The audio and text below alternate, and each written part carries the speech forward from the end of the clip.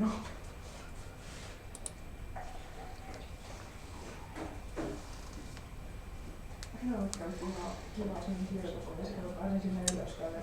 We are live, I think, right now. Possibly.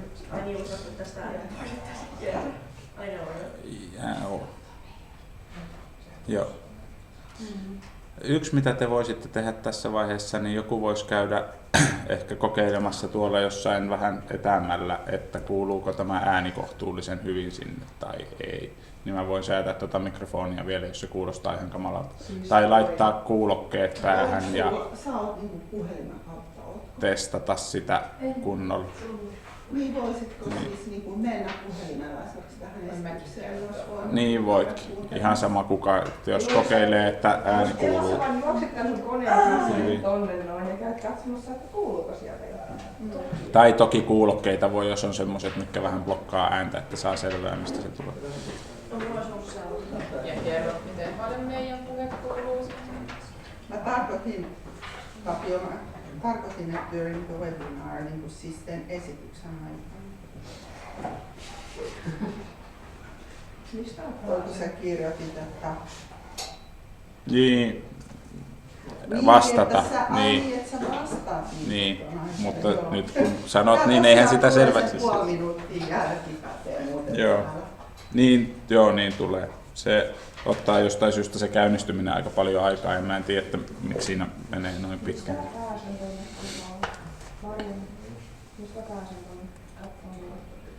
Elikkä siis koulun Facebook-sivujen kautta. Siellä on se niin koulun Facebook. Joo.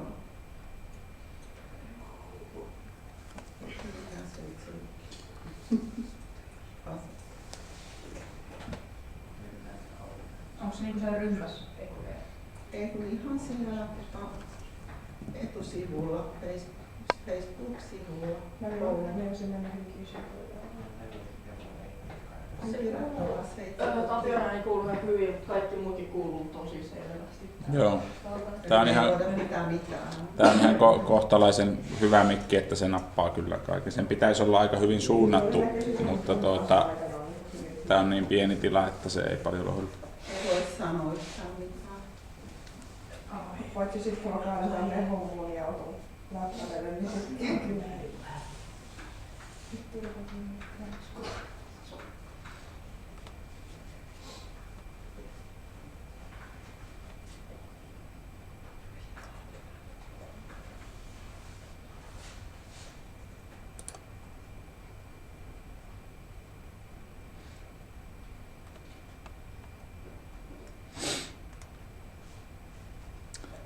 So we will wait until 4:30 before we start the presentation, I guess.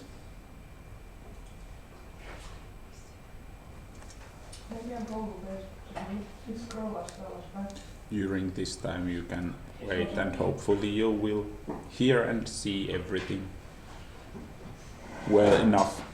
You can comment on the YouTube channel if there is some technical problems or something like that, so we can probably figure something out still, but at least here in Finland everything seems to be working quite well.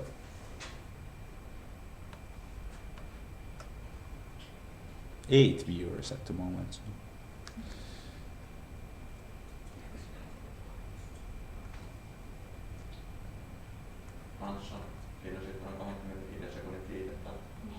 Joo.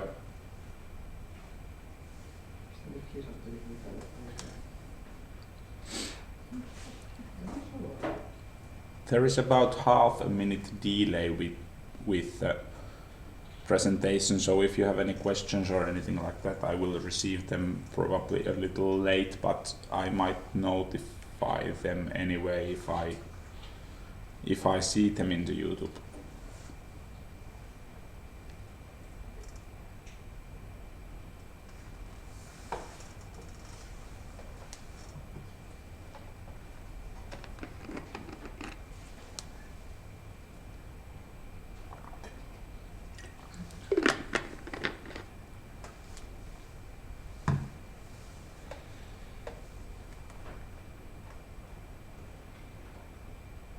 on todella outoa katsoa täältä itseään niin kuin viiveellä.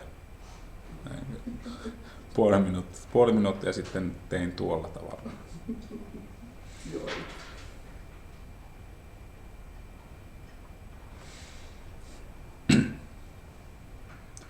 Kai me vähän sieltä saadaan.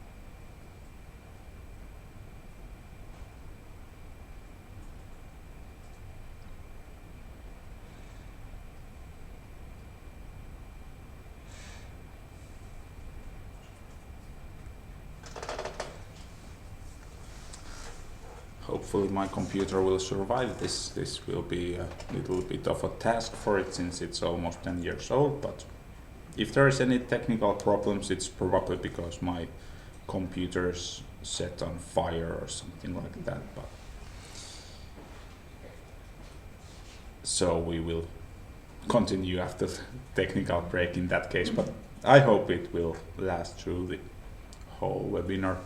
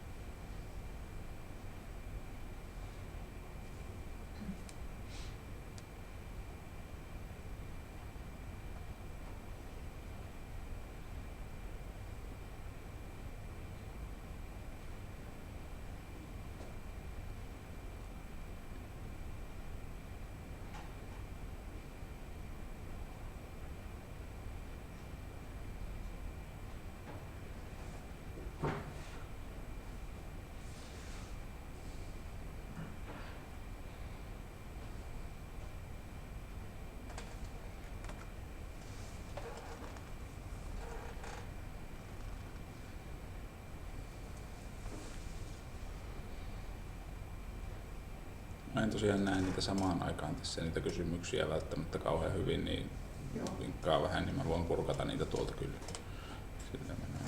Se on helpompi pitää toi live-tilanne tässä, kun että se tulee viiveellä se video sieltä. Ei kun vinkkaat vaan, että nyt siellä on jotain, jos mutta ei tarvitse välttämättä kirjoittaa. Kyllä mä näen ne sieltä, mutta en vaan välttämättä tässä koko ajan. Mä en nyt uskalla koskea mihinkään liikaa, ettei mitään hajoa kaadu.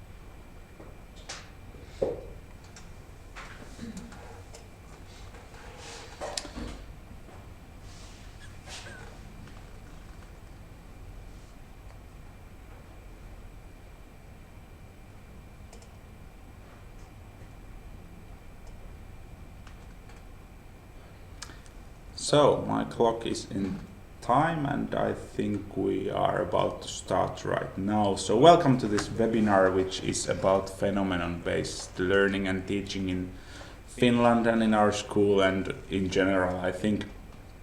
We are here at the Hyvinkää Sveitsi Lukio, which is our school, and my name is Tapio. I am physics and mathematics teacher here in our school, and I guess I am some sort of expert in this topic, maybe because I'm a physics teacher, but who knows. Anyway, we will talk about phenomenon-based learning and what it is and how it's implemented in Finland for a while, and then I'm going to talk more about case examples, what we are having here in our schools specifically, because especially in the secondary level there is not so much in larger scale, but you can do this in a smaller scale as well. So this is probably more interesting to the teachers in the beginning, but maybe in the end also the students will see more about what we are doing in our school, and that might be more interesting part in that sense as well.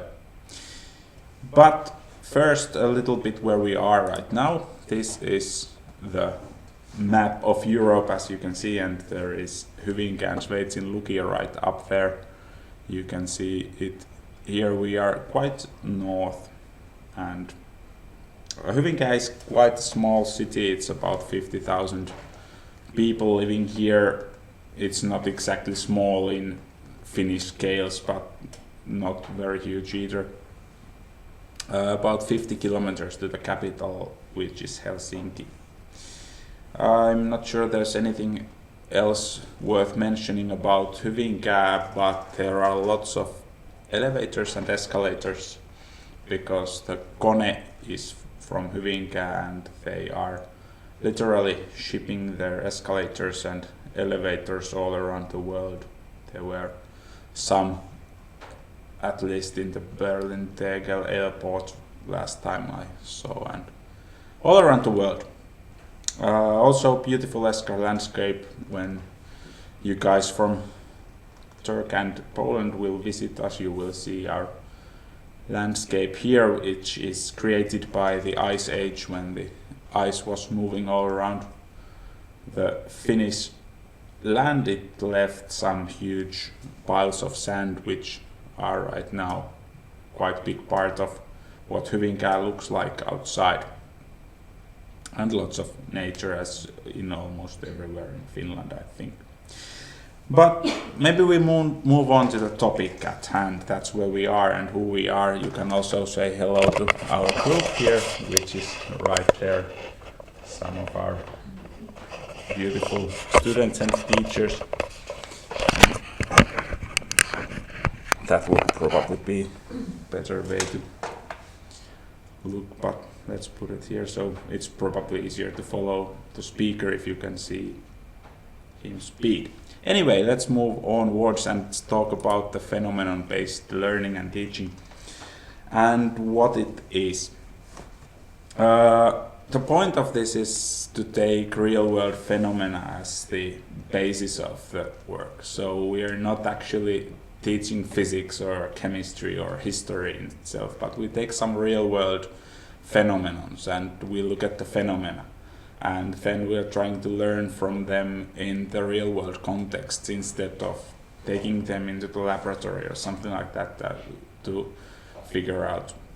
There are some examples. For example, there is a frog right there. Just look at the frog, which is a real-world phenomenon. So we are approaching the frog as a frog, not necessarily so much as an object of biology or chemistry or anything like that, but we're trying to combine everything about the frog and learn from that. As traditionally we have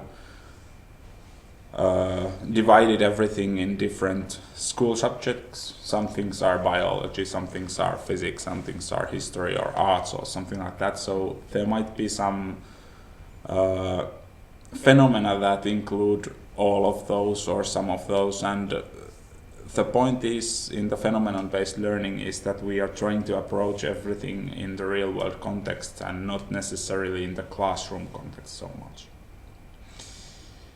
And the phenomena are studied as a whole, so we are not only interested in the biological things in the frog or the physical abilities of the frog, or we are interested in it as a whole, not just some small parts of the frog or any other phenomena, but the frog is the best example.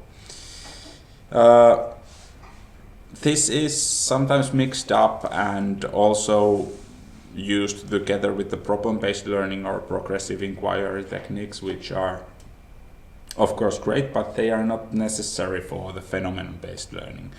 But they are used a lot, and it's really good way to learn a lot from some phenomena to approach it problem-based.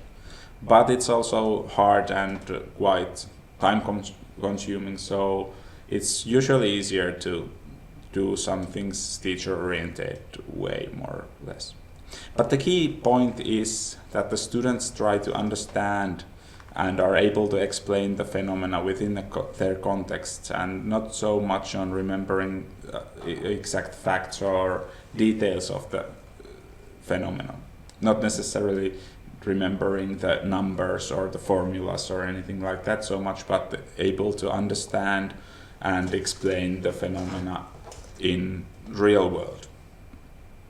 And well, I think it pictures quite well how we tend to think about these things. It's not about phenomenon-based learning being the only thing that we're going to do, that we are now throwing away all the details and all the years and all the formulas and something like that. It's not like that, but of course to this way of teaching and learning, it's not important so much to remember exact small details, but to be able to explain everything in larger context.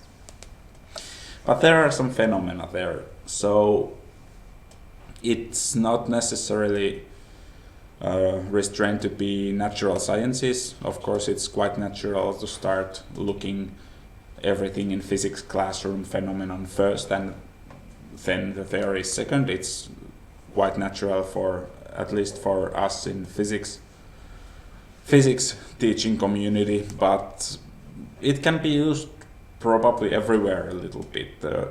Economy is a good example, and history is probably also full of things that you can approach in more general context than just reading a timeline or anything like that, but I wouldn't know about those things so much, so I'll probably concentrate much more on the natural sciences way. And whole STEM idea, science, technology, engineering and maths idea, is more or less to go through things in a way that we are trying to create something bigger than just some simple object or some simple law or something theoretical models or anything like that, but we are trying to actually approach and achieve something bigger.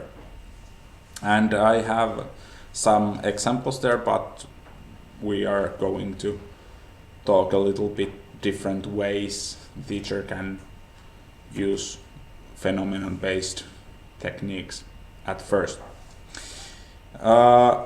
I've divided this to 3 ways to do phenomenon-based learning, and there are teacher-centered way and guided problem and full problem-based way and or method to do this kind of thing. And the teacher-centered way is the traditional, closest to the traditional way, and when we are talking about these different methods of teaching or learning, it's usually forgotten that the teacher-centered way to teach, especially in mathematics or physics, is quite effective. It's not that we need to throw that away completely, but especially in physics, for example, or chemistry and natural sciences, we can introduce the phenomenon and we can go through it based on the phenomenon without students needing to work out everything themselves. The teacher can lead the process and we can still work the whole class through the phenomenon and not so much on stating facts or trying to remember exact laws, or we can try to create those laws in the classroom. But what is trendy right now is the guided problems or problem-based methods as well, where students are trying to figure everything out more or less themselves. They are trying to work in small groups and try to solve some problem, or they are possibly trying to learn the whole theory from the phenomenon they are trying to research. For example, we could go to a forest and try to look for a frog. This probably already tells how much I know about biology, because there's probably not many frogs in the forest, but anyway, we can try to do that, and we can try to learn about the frogs from their natural environment, and that's phenomenon-based learning. We can try to observe some phenomenon and then learn from that, and students can do that themselves, or the teacher can guide them through that. The full problem-based learning is really effective if the students are somewhat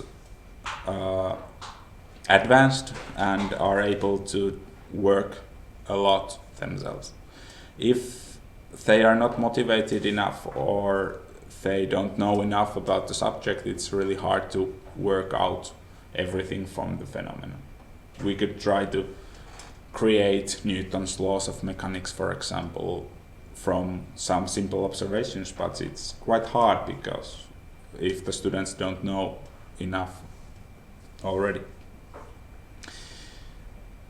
The guided problem has straightforward guide to find out some interesting features and facts about the phenomenon, and that's something that we use some little bit in secondary level as well, because the students are already advanced enough to find out quite hard things about the physics problems, for example, but usually we are already trying to learn so advanced things that it's really hard to try to really understand the physical laws just by looking at some phenomenon, but we need to also include the theory so that we have tools enough to create full world view. So that's why the full problem-based learning is usually not used so much in secondary level. At least I don't use it so much, but it takes time a lot. Students need lots of time to work with the problem, then they need to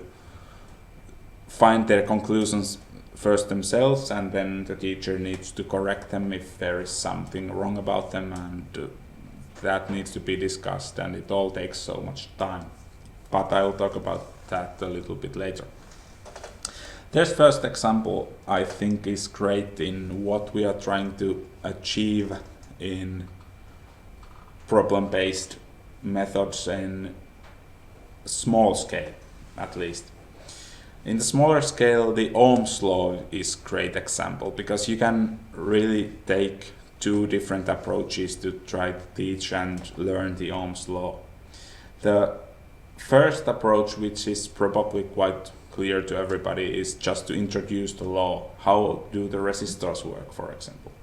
We know that the loss of voltage equals the current of the electricity times the resistance of the resistor, which is simple law, and we all have seen that probably many times during the school years, and I at least use that a lot in physics. And we can actually try to learn this law just by looking at the formula, for example, and if we understand all the terms, we know what the voltage means, we know what the resistance means and the current means, we can learn it from there. But it's not exactly clear what happens and why is that happening in there. So maybe if we approach what is going on in the metal wire, for example, if we put current through it, maybe we get some better idea, maybe we understand something more of it, and at least when we have done something, maybe we remember it better. If we arrive at the result through some process where we actually work through what's going on there, maybe we remember it better. And this is the way that this law is actually taught in the physics book we are using in our school right now. We are approaching it through an experiment, and the experimental nature is usually very important in all phenomenon-based learning, because we want to find out everything ourselves. We are not presented any final results, but we are trying to work the result from the phenomenon at hand. And this is a small scale. We already are in quite detailed process here. The Ohm's law is such a small part of physics, and it's such a small part of anything. This is strictly in physics, but we can approach this thing through the phenomenon. We can take the metal wire, we can put the current through it, and we can observe what happens if we are trying to increase the current, if we are trying to decrease the current, if we are observing the voltage through the wire. We can try to change other parameters. Does it matter how long the wire is? Does it matter what kind of wire we are using? We can observe all these things. And we gather some data. There is some example data that's in the book as well. There's some instructions on how to create the measurement, and then there is some observation, which is somewhat scientific methods, shall we say. We can maybe use that word in this case. We are trying to measure something, we are finding out about the laws of nature in a sense. The Ohm's law is not exactly a law of nature, it's merely a definition of the resistance, but let's not go at that right now. There are some problems in here.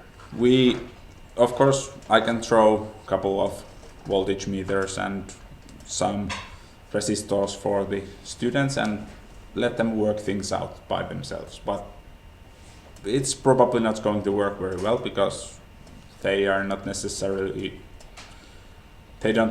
know what they are trying to find out, for example. So there needs to be some guidance, of course. And this example can be worked with by the teacher. Teacher can do all of this, and students are observing or taking notes, or they are maybe collecting the data and doing the analysis, but it does not have to be the student necessarily who works.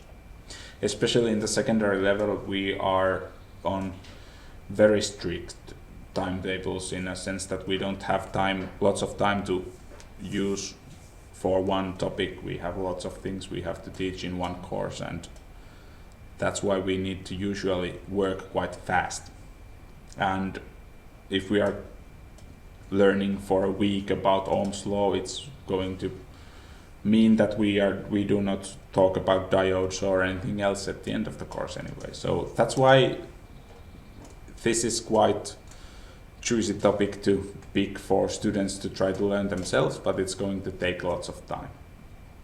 Then there are some problems. If student, for example, chooses to put quite high current through the wire, the Ohm's law will break because it's assuming that the temperature is constant, and if the wire gets warmer, the resistance will rise, and then the student won't actually see what we are trying to find out.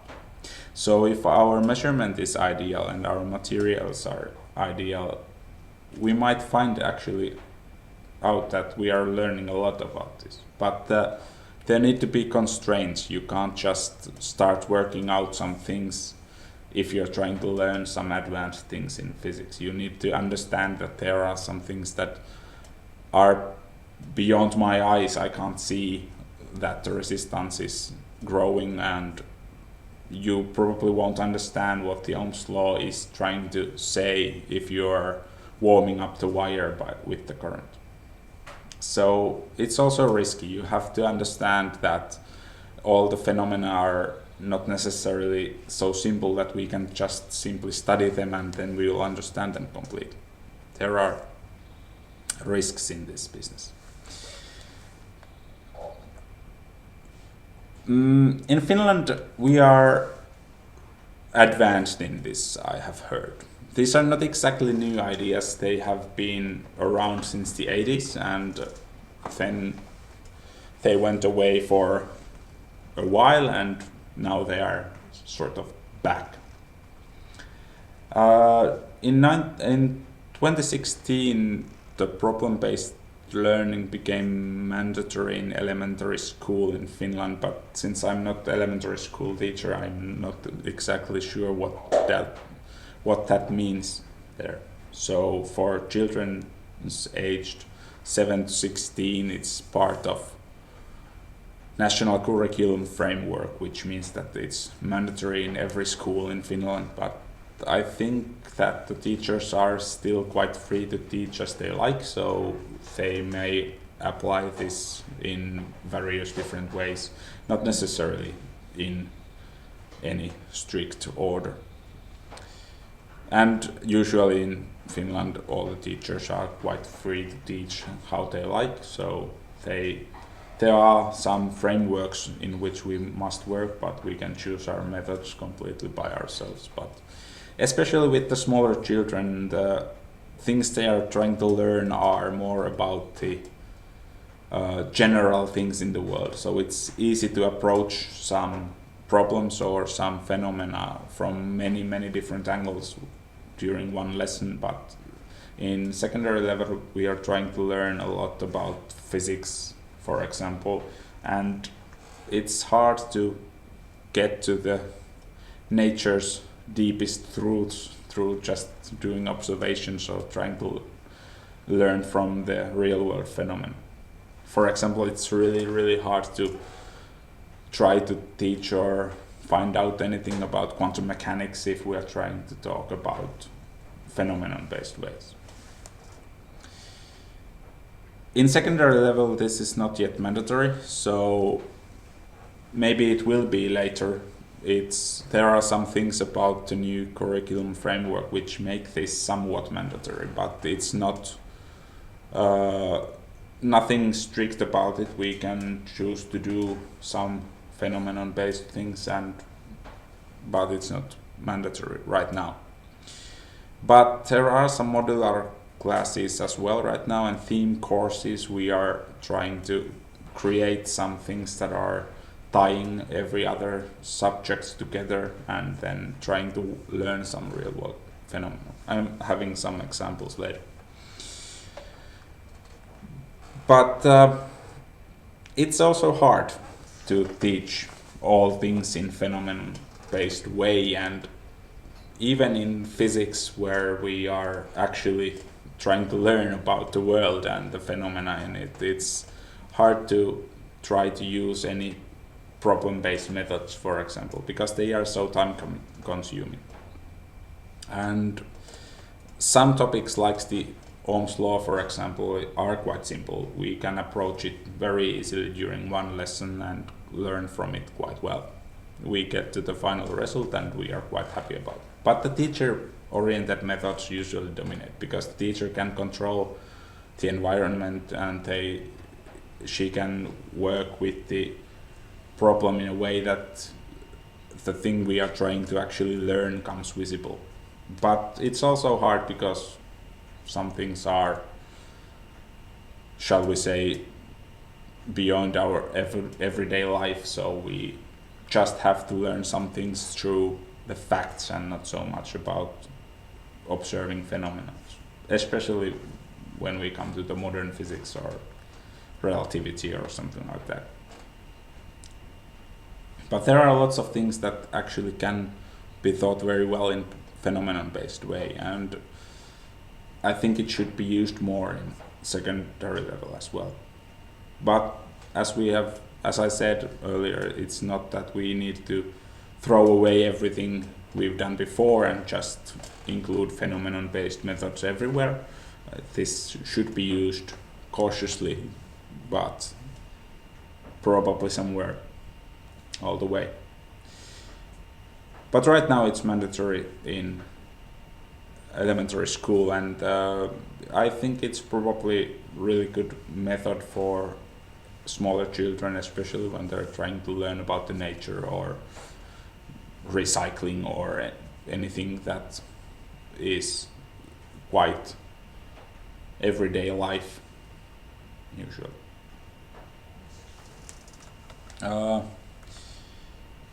There is a question in the chat room, and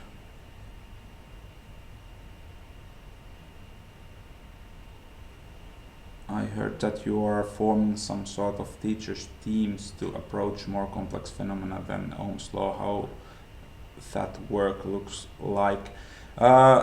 If I'm understanding the question correctly, I think we are going to the first case example, which is circular economy here.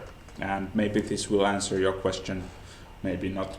But the circular economy class we are having in our school right now is part of the national curriculum framework, in a sense that it's a theme course where we have a theme around which the whole course is held. And there are, I think, chemistry teacher, biology teacher, and economy and history teacher joining together in this course. And it's students are trying to learn about circular economy, and at the same time they are also learning a lot about chemistry, biology, and economics, of course, and recycling and thinking about their own carbon footprint and consuming and things like that, of course, at the same time. But the idea around these courses is that the schools are able to create theme courses on any theme they like. They can actually take whatever topics they can, and they can combine whatever teachers they want for the course. And this is a course we have held here at least, I think, 2 times right now, and we are also planning some other topics as well.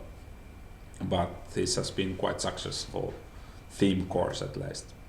The new curriculum framework works in a way that every school is mandatory to create some sort of theme course, but it's not regulated in any way that what that theme course should contain. So we have picked up the circular economy, which is somewhat hot topic at the moment in the Ministry of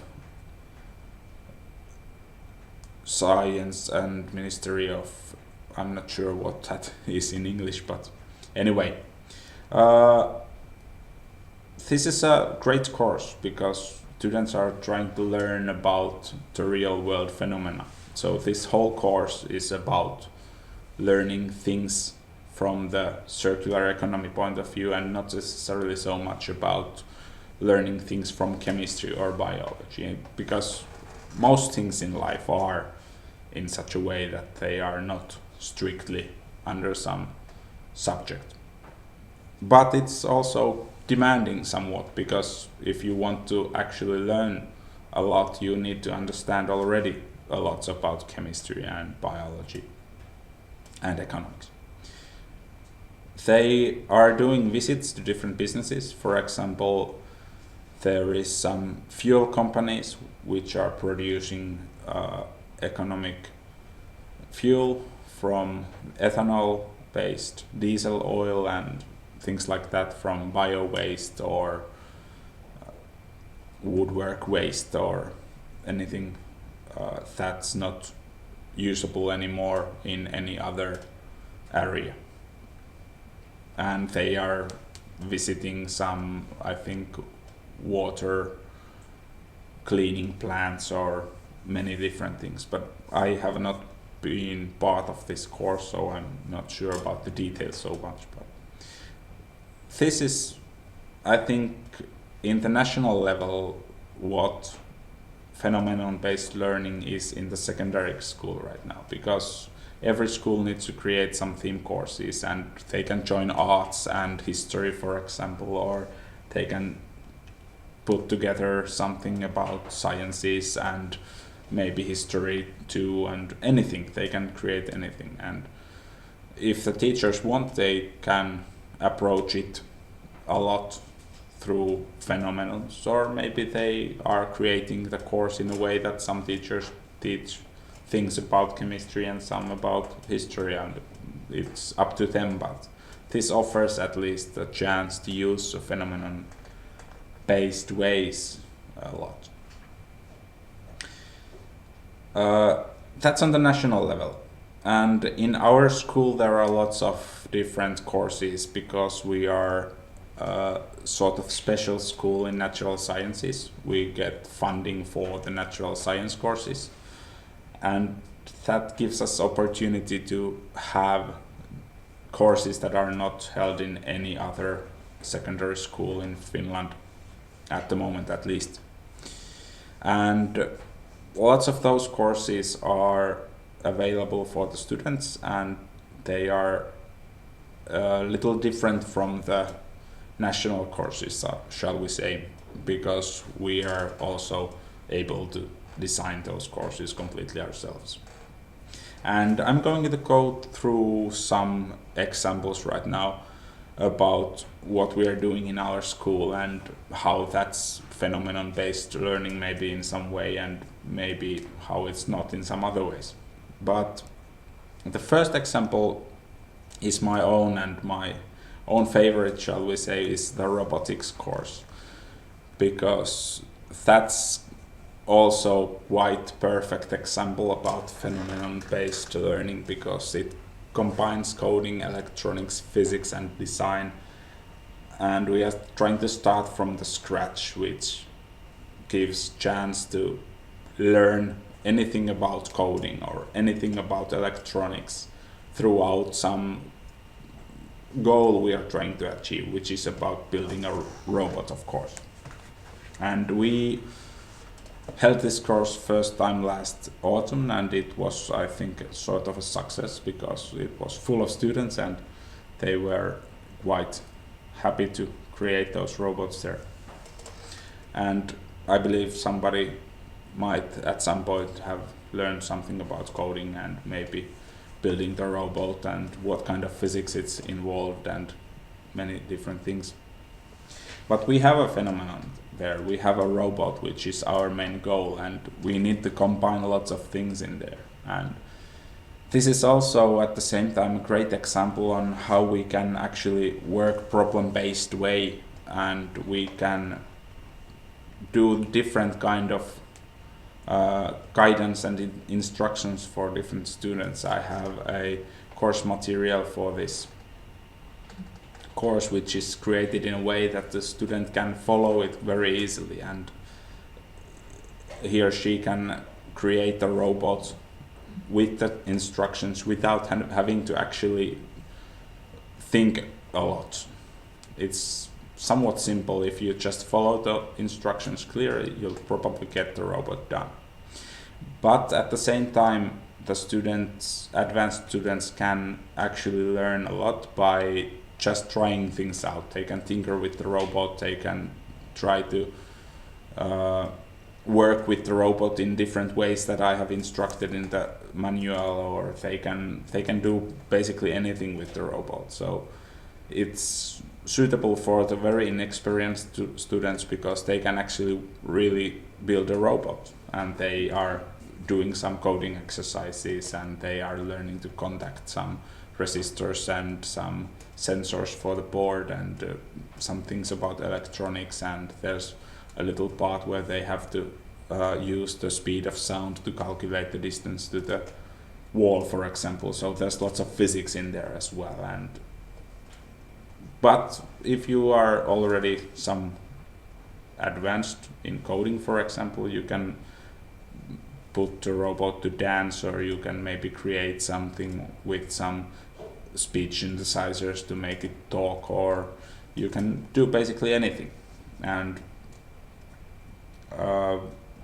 some students might try to approach the robot from different angles since they are working in groups. Maybe one is designing the case for the robot. If the coding is not for that student, then he or she can work with the 3D printer and create the casing for the robot. Or somebody might want to calibrate the motors, or somebody might want to do some design work for the bot. So this is a really great chance to approach quite a large thing in general. Robotics is somewhat large area where there's lots of things to do. But we have some other courses here as well. I'm going to scroll through these for maybe a little faster pace. But another example is snow, which is, I've also been part of this course, and we are doing this as a project course with the Finnish Meteorological Institute. There is some pictures from the earlier years where the researcher from the institute is trying to find some measuring devices from the box right there. And this is also a little bit similar course to the circular economic course, but we are now working mainly on physics and chemistry on the snow. And we've worked the snow in all possible ways. I think we tried to find about its depth, tried to find things that is it clean or dirty, and what can we find from it, and tried to find some biological angles there. What help is there with snow for small animals or big animals? That how does it affect the economy of the Finnish forest, for example, and lots of different angles. And we are working with the snow. It's just a general topic of the course, and we have lots of different angles for that. We were measuring in the field. We measured the depth of the snow in many different areas, and those were all also part of the Meteorological Institute's research project as well. But we also had some laboratory exercises as well, where we work with the chemist laboratory equipment to find out how about the conductivity of the snow, or how clean is it, or what kind of stuff we can find from the snow that's taken from the natural environment. A similar course which is held by our biologist teachers is about water. They are trying to work with water environments and how people affect them. So it's more of the biological point of view, not so much about physics and chemistry in this course. They are doing some field trips to the Baltic Sea and as you can see from the picture, they are taking samples and measuring them and trying to find what they can from the samples. There are some pictures, but I won't put them on because I'm afraid that my laptop will set on fire. Another example is chemistry of cosmetics. We have a whole course on cosmetics, and our chemistry teacher holds this twice a year. I think it's quite popular, and we are working with different kind of cosmetic products, and they do visits to cosmetic businesses as well, so might do some facial masks or soap or lipsticks or nail polishes, and at the same time they of course learn about what's the structure of these things, what's in them, and what kind of chemicals are used to create them. And basically it's all about cosmetic products and chemistry that is in them. Probably some things about their business side as well. Another chemistry example is about food, and there is lots of different chemistry things in food, I think, as well. This is already a chemistry course in a sense that it's really about chemistry, so it's not so much about phenomenon-based learning, it's about chemistry of food, so you might approach this in different ways. It doesn't mean it has to be completely phenomenon-based, but the whole course is about the food, so I guess in definition we are actually approaching some real world phenomenon anyway, so some experimental research on food and making of food as well. A biologist course is about animals and anatomy, physiology and behavior of different animals and evolution of animals, and there are some laboratory exercises with real world animals, and this is quite phenomenon based because you're actually learning about the anatomy by looking inside the rat or the pigeon in the case of the picture, I think. Oh, poor pigeon.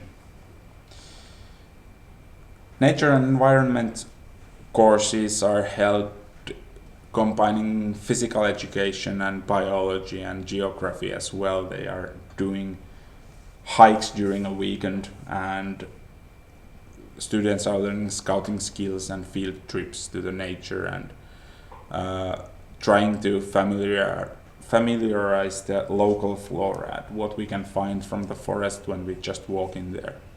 And these courses are held during the weekend, so they won't affect the regular weekly schedule so much, but the students get quite exciting experiment all the way.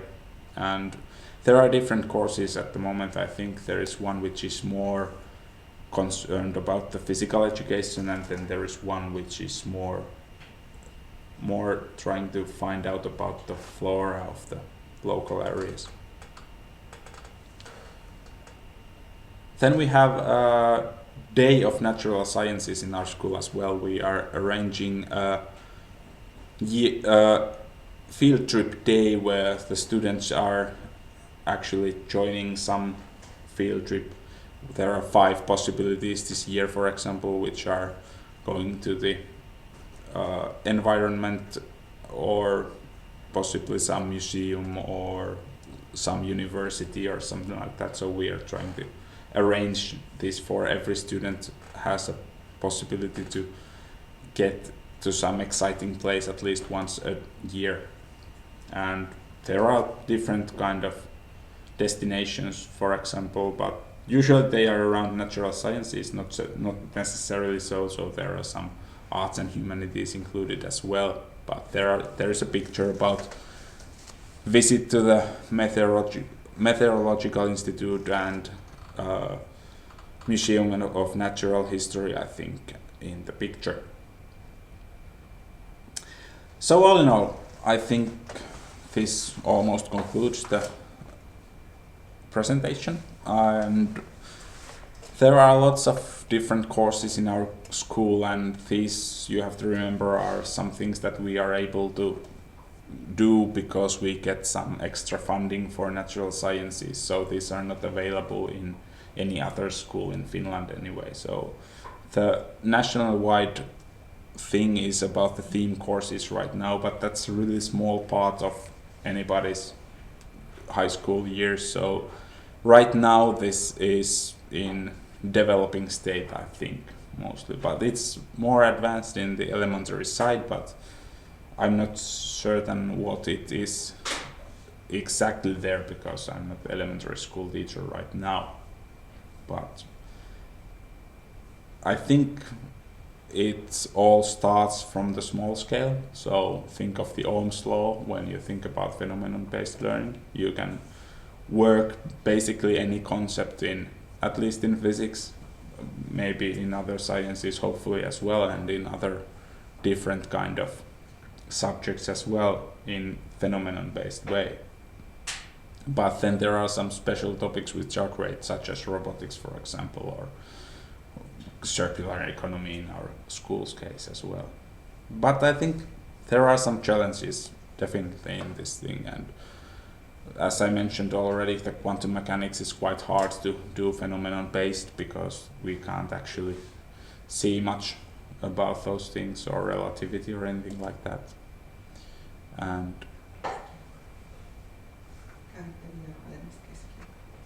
yeah, we were, Marianne is mentioning down there that we were actually visiting the nuclear reactors in Central Europe for the fusion, but it's still quite theoretical because we can't actually see the fusion happening, so it's really hard to work from that. We have to just trust that the heat that's coming from the reactor is actually created by the fusion reaction, so it's really hard to actually see what's going on right there. But in any other topic where it is possible to see, in mechanics, in electricity and things like that, we can actually try to observe things and learn from that. And for most students it's very suitable way to work, and I think most students also enjoy approaching things that way. But also the schedule thing is really hard because we need to learn so much during the secondary level, so it's really hard to find the time to do everything in that way. If you have any questions, please go on, and if you have any questions for our students, maybe if you want to ask what they feel about these things, feel free, and we can see if there are some students who are willing to come to talk to you guys. I know I was nervous enough for this event, so maybe I will force them.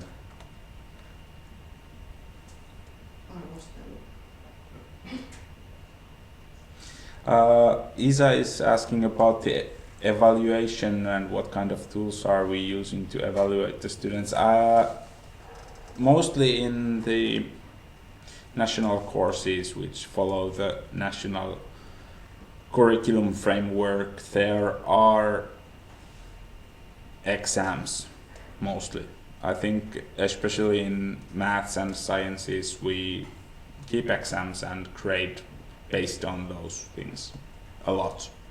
There are of course different ways you can write some essays, or maybe in languages they have some different methods as well, but most of the evaluation in maths and physics at least is based on exams, I think. And there might be some ways where I can maybe require them to do some experimental work and then report on that and use that as a basis, but it's quite traditional, I think, in the sense that students need to prove that they have actually learned something, and then they do an exam, and I'm trying to grade based on that. The phenomenon ways don't actually matter there because it's just the way to teach about things, so I'm just asking about the facts and they need to find those. The final exams are after the secondary level, but there are lots of different exams for every course in our school. So if for example, there are 7 national courses in physics. If you are reading them all, it's not mandatory technically, but so there might be 7 physics exams, for example. Or the teacher might choose that she's holding smaller exams during the course. But our high school is created from courses which every student has to take 75 to graduate from here. So there are probably, approximately 75 exams then. But of course, not every course is going to have an exam if it's about physical education or something like that. But these special courses are only passed, S-merkintä. Yes, most of the special courses that I showed you, the examples here are usually sometimes they are graded, but usually they are only about passing the course. So if students are joining, they get some mark that they have done that course, but we are not holding exams on those usually.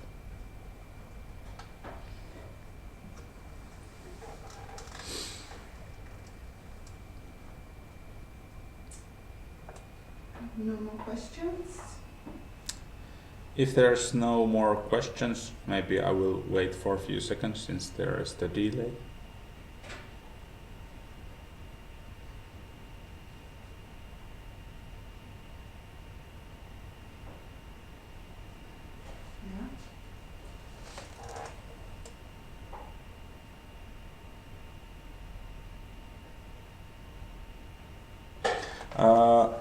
The question is if there are any courses that are now required nationally, and assuming that our courses are prepared by particular school. No, there are 75 courses that every student is required to take and to graduate, and approximately 45 or 50 of those are mandatory courses, which are pretty much all the same in every school in Finland. And that's mandatory in everywhere. They need to follow the curriculum framework, which defines what things are taught in every course. But that's about 75-80% of the high school, and the rest is up to the students what they choose to pick, and not necessarily same in every school. But that's a small part in the secondary level. I think most of the stuff is mandatory and same in every school pretty much. But the teachers can of course teach their courses any way they want. Just what they are required to teach is defined in the curriculum framework.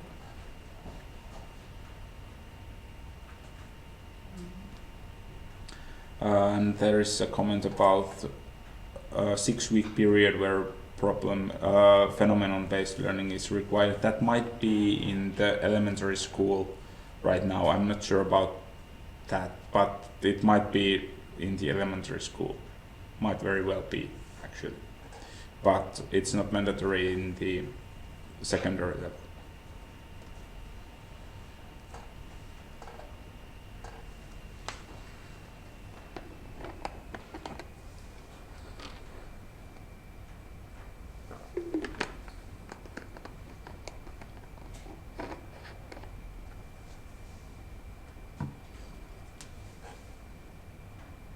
Yeah, I think it's in comprehensive school, so years 1 to 9 where they have that, but not in upper secondary school. So because we only have the 3 years.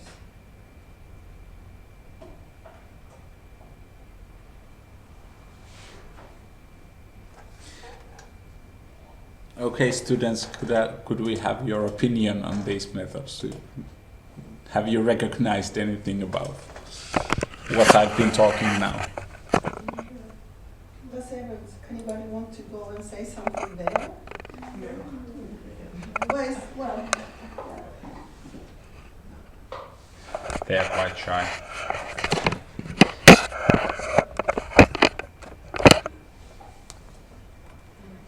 But Entä suomeksi kommentoireista? we got 1 thumbs up, so I got that going on. Have you taken part in any of the courses, like these special courses? Yeah. Siis mä yritin vaan sanoa, että saako suoritusmenetelmä, mä sanoin, että ne oli portfolio ja sä pyytää sinne. Is there something about phenomenon-based things that you guys find difficult, maybe? Some concepts in physics, for example.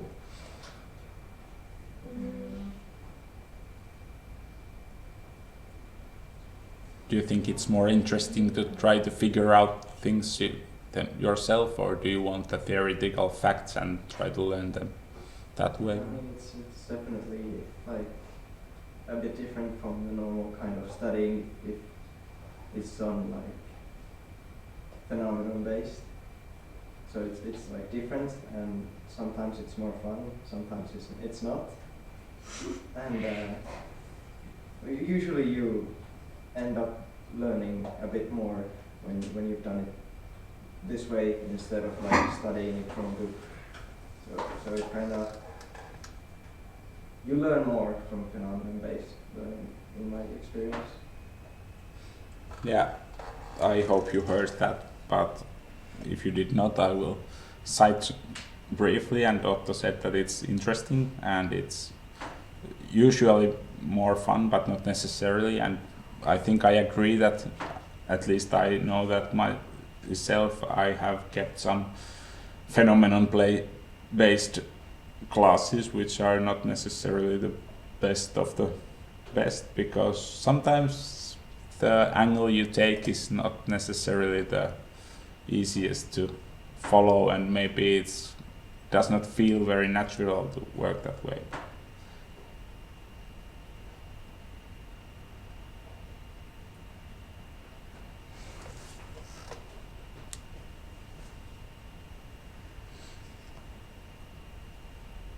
Other comments?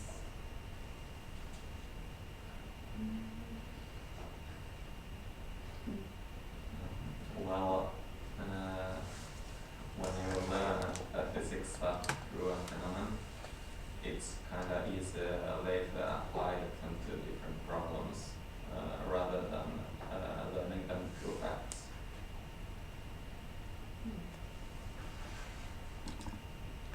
Okay, maybe I will end the stream pretty soon. At least my laptop did not set in fire, which is nice. It's actually shouting pretty hard right now, but it survived. And thanks for watching, I think, and I hope we see you guys who are part of our course at least quite soon, in a few weeks. And maybe we'll talk about these things more then. But right now I will say bye-bye, and we'll see you soon.